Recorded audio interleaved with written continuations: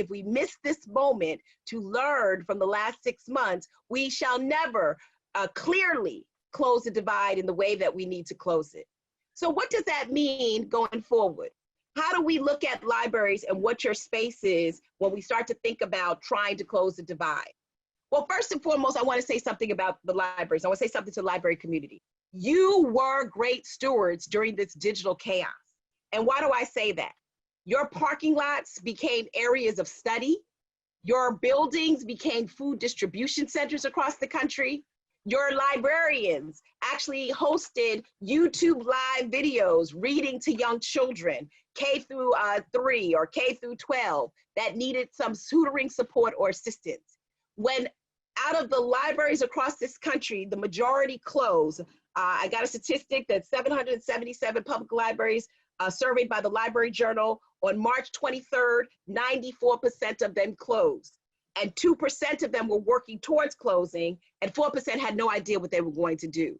But yet, out of those closures, 57% of librarians stayed employed and connected to their community.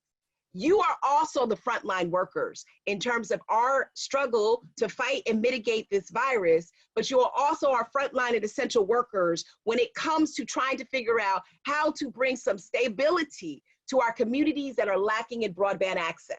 So I want to, if no one has done it, offer you a round of applause and a pat on the back for everything that you've done. And I mean that sincerely for those of you who know me.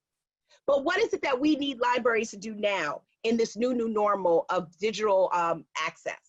The first and foremost thing that I'd like you all to do, and I'm just going to leave you with 3 points, is first, we as policymakers have to update the Universal Service Reform Program.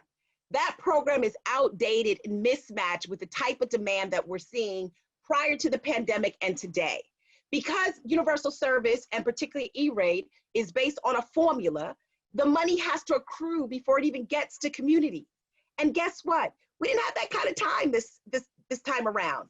During this pandemic, we needed the money now. And so we as a country need to look at universal service with broadband the same way that we look at food insecurities and health insecurities. We need a national treasury line item that says that the national treasury has appropriated these funds towards universal service, towards libraries and schools. If we had done that, could you imagine how much more connected we could have been? Could you imagine how many more Wi-Fi hotspots could have been lent out by library structures? I ask all of you as a governing body to really implore legislators who have passed over this funding through iterations of the CARES Act or the HEROES Act to ask for, particularly as we come upon an election, an increased universal service contribution for the E-rate program, and an appropriation of those unused funds towards creative projects that libraries could actually reimagine. Without that, we are disservicing American people, particularly those who rely upon these institutions, schools and libraries, to actually get connected. We need E-rate to go to the home, and we need E-rate money to go to libraries so we can get you into the home of these families that were dislocated as a result of this pandemic and before that. The second thing that I would actually offer is that we need to transform these digital parking lots into digital parks. Early on in the pandemic, I actually did an NBC News interview, and I was really excited, you know, NBC News calling me and Zoom. I mean, it was perfect, right? But the problem was at the time, you know, the reporter was looking at the families in South Bend who were basically bringing their kids to a parking lot to do their homework. So just imagine 6 kids sitting in this car, food in the back from the food lunch program, and they were all trying to get their homework done. 6 kids in a car, mother in the front, food in the trunk, and they were all trying to get their homework done. That was an urgent response and something that we were able to do in schools and libraries as a result of the extension waivers on E-rate to provide it to the parking lot. Now, my friends, I'm suggesting to you, let's transform these digital parking lots into digital parks. Let's use open space adjacent to libraries and schools.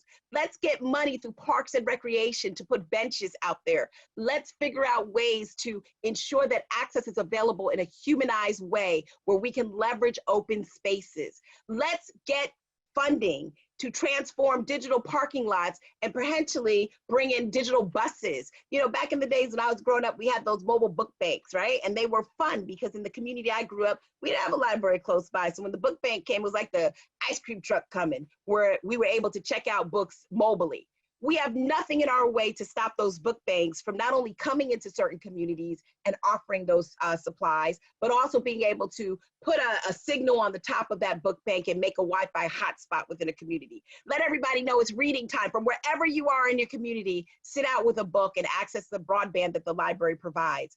My friends, without the reconfiguration, and again, this word I keep using, the reimagination of our resources to do something different during the time of pandemic, we will miss out on the ability to bring the type of social supports, the interpersonal growth, the collaborations and the connections. I swear, as a parent, I did not know what to say to my child when she basically buckled up with tears in her eyes, suggesting to me as an 8th grader, this is not fun to be cooped up. When is this going to end? And so I say to all of you, we have to leverage those public spaces in and around the libraries to make sure that people know we are a true anchor to our communities. That is the reimagination of what we do as work, what we do for learning, what we do for community engagement.